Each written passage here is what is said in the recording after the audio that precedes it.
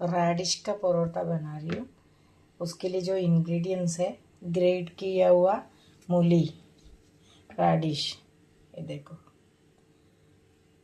മലയാളത്തിൽ എന്താ പറയുന്നറിയാം, ഇനി മുള്ളങ്കി അങ്ങനെ എന്തോ ആണെന്ന് തോന്നുന്നു.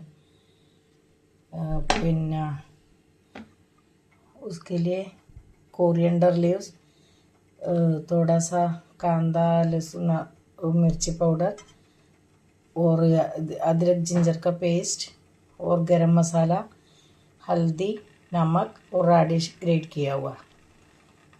ഇത് മല്ലിയില, ഗരം മസാല, മുളക് പൊടി, ഇഞ്ചിയും വെളുത്തുള്ളിയും പേസ്റ്റ്, മഞ്ഞൾപ്പൊടി, പിന്നെ ഇത് ഗ്രേറ്റ് ചെയ്ത റാഡിഷ്. മലയാളത്തിൽ എനിക്ക് തോന്നുന്നു മുള്ളങ്കിയാണെന്ന് തോന്നുന്നു പറയൽ. ഇതാണ് സാധനം. ഇത് ഇനി മിക്സ് ചെയ്യുക. എന്നിട്ട് ഇതിൻ്റെ ഒന്നിച്ച് വീറ്റ് പൗഡർ, ആട്ടപ്പൊടി ഇട്ടിട്ട്, ഗോതമ്പ് പൊടി ഇട്ടിട്ട് ചപ്പാത്തീനെ പോലെ, ഇത് ചപ്പാത്തിയുടെ ആട്ട കുഴക്കുന്ന പോലെ വെച്ച് വെക്കുക. इसको अभी आटा इसका अंदर ही डालेगा मैंने, फिर मिक्स कर देगा और बेल के रखेगा.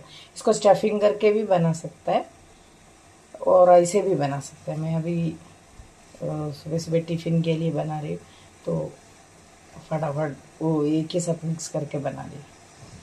बनने के बाद आपको बता देती. ഇത് സ്റ്റഫ് ചെയ്ത് ഉണ്ടാക്കുക. ഇത് വേറെ ഒക്കെ പിന്നെ ചപ്പാത്തിയുടെ ആട്ട ആക്കി വെച്ച് കഴിഞ്ഞിട്ട് അതിനകത്ത് സ്റ്റഫ് ചെയ്തിട്ട് പരത്തിയിട്ട് ഉണ്ടാക്കാൻ പറ്റും. ഇത് ഇതിനകത്ത് ആട്ട ഇതിനകത്ത് തന്നെ ഇട്ടിട്ട് മിക്സ് ചെയ്തിട്ട് ഉണ്ടാക്കാൻ പറ്റും. ഇതിനകത്ത് തന്നെ ഇട്ട് മിക്സ് ചെയ്ത് കഴിഞ്ഞാൽ ഈസിയാണ് അത് പരത്താൻ വേണ്ടിയിട്ട്. സ്റ്റഫ് ചെയ്യുമ്പോൾ കുറച്ച് ഒട്ടിപ്പിടിക്കുമെല്ലാം ചെയ്യും.